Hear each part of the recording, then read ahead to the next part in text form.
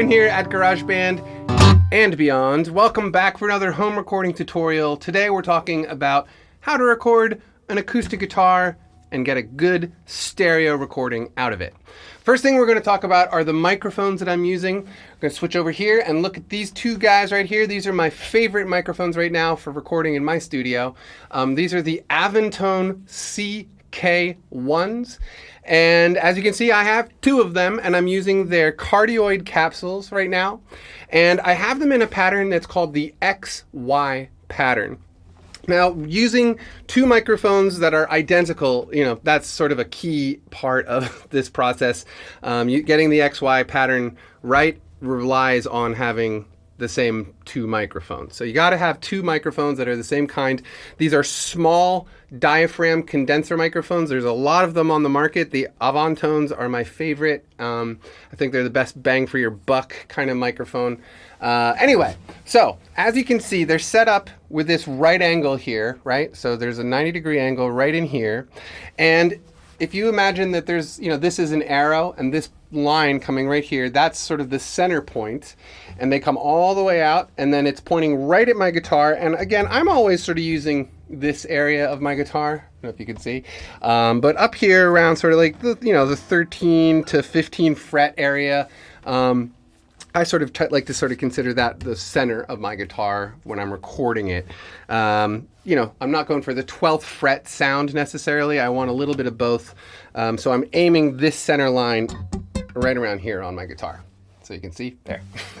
The other thing is, obviously this one's panned 3 o'clock to the right hand side, and this one's panned 9 o'clock to the left hand side.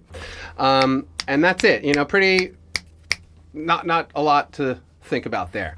The only thing you really do want to make sure that there is a nice clean 90-degree angle here.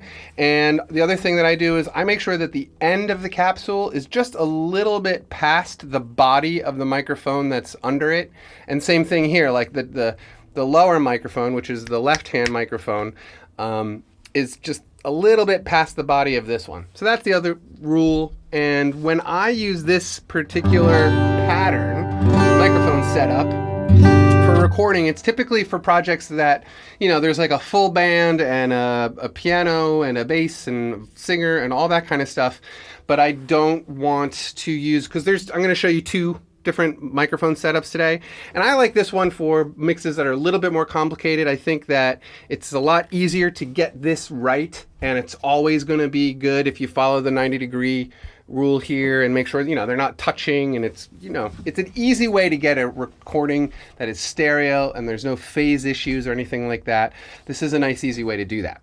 But anyway, like I said, this is good for full band mixes, anything that's like a lot of instruments, but it can also easily just be solo acoustic.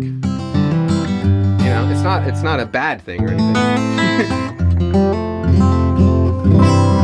It's a very nice setup. Now the other one I'm going to show you sounds a little bit different, and it's set up a little bit differently. So let's switch over to that, and I'll show you that right now.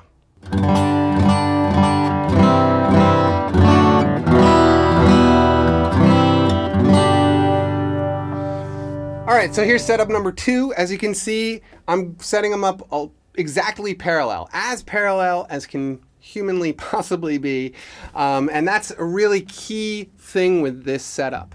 Without getting too much into it and why you want to make sure they're parallel, but what you're really trying to avoid is something called phase inversion.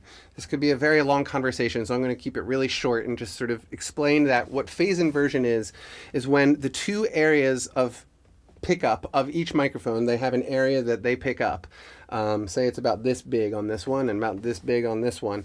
If those areas start intersecting and start interacting with each other, you get something that's called phase inversion or cancellation, and all sorts of bad things happen. So just avoid it. If you hear sort of like a tunnely, phasey sound going on your stereo guitar recordings, you're having a phase problem and the microphones need to be moved. And so that's just something to be very aware of. And, the more parallel you can be with this, the better. And they definitely can't be too close. This is one of those things, you got to read the manual that comes, or the information that comes with your microphone, and understanding, how far apart they need to be. But in this case, with the Avantone CK1s, you can have them about 2 feet away. from each other, perfectly parallel, and then about 1.5 feet away from the instrument. Now, the other thing about this particular setup is that this microphone is going to have to be turned up a little bit more than this one. Obviously, this one's pointing straight at a part of the guitar. This one's getting an image more of the guitar neck. So you just for the recording signal sake, make sure that the one on the neck has been turned up a little bit more. When you're using that XY pattern, make sure that they are exactly the same volume on your interface or whatever, amplification or preamp that you're using. You're going to be using 2 of them. Make sure that the levels are exactly the same. On this one, the left one's going to be louder, right one's going to be less loud.